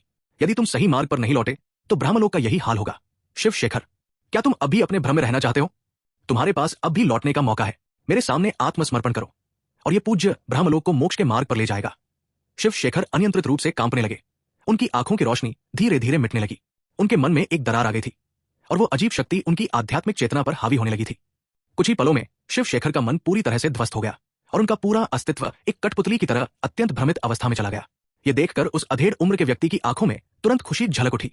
ये कारगर साबित हुआ। उन्होंने शिव शेखर को सीधे नियंत्रित करने की इस यात्रा के इतने सहज होने की उम्मीद नहीं की थी। थोड़ा और समय मिलने पर वे शिव शेखर को पूरी तरह से कठपुतली बना सकते थे। शिव शेखर अर्जुन सूर्यवंशी के शिष्य थे, इसलिए उनसे संपर्क करना कहीं अधिक आसान होगा। उन्हें अपने हृदय में पूरा विश्वास था। जब तक शिव शेखर को कठपुतली के रूप में परिष्कृत किया गया था, तब तक अर्जुन सूर्यवंशी के ठीक सामने होने पर भी अर्जुन सूर्यवंशी को इसका बिल्कुल भी पता नहीं चल पाता। अचानक उनका चेहरा बदल गया। उन्होंने पास से एक व्यक्ति को आते देखा। उसने अपना हाथ उठाया और नीचे की ओर हिलाया और अनंत कर्म शक्ति अवतरित हुई, जो तुरंत उन्हें घेर लिया। अच्छा नहीं, अधेड़ उम्र का व्यक्ति बहुत घबरा गया। उसकी आकृति तुरंत अपने मूल स्थान से गायब हो गई। इस स्थान से अत्यंत दूर शून्य में एक सुखित अधेड़ उम्र का व्यक्ति खड़ा हुआ।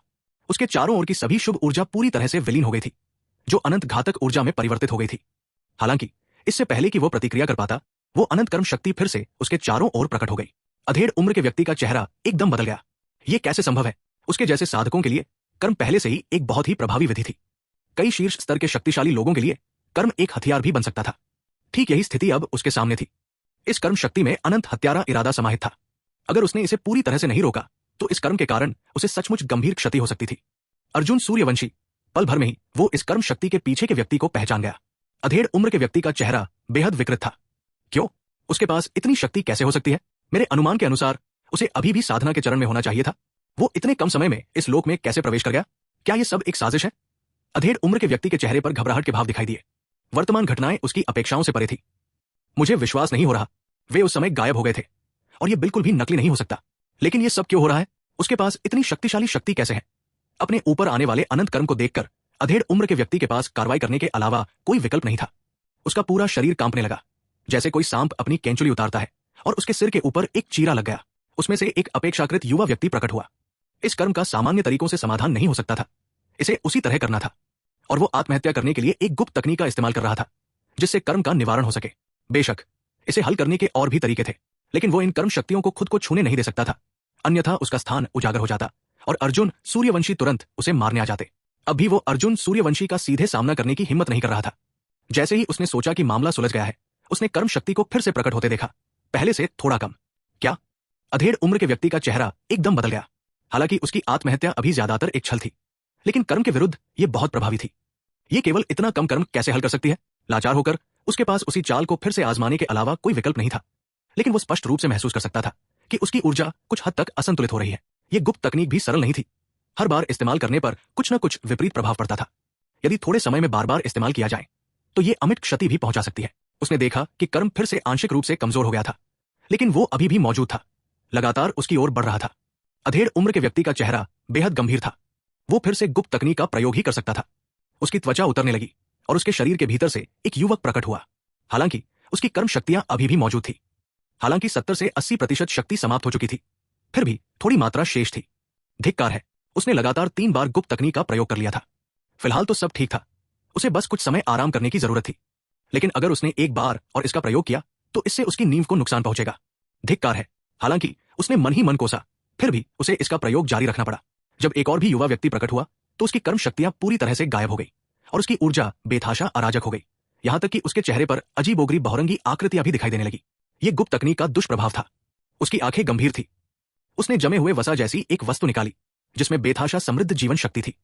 इसे निगलने के बाद उसकी पहले की अराजक ऊर्जा तुरंत शांत हो गई और उसके चेहरे की आकृतियां भी गायब हो गई।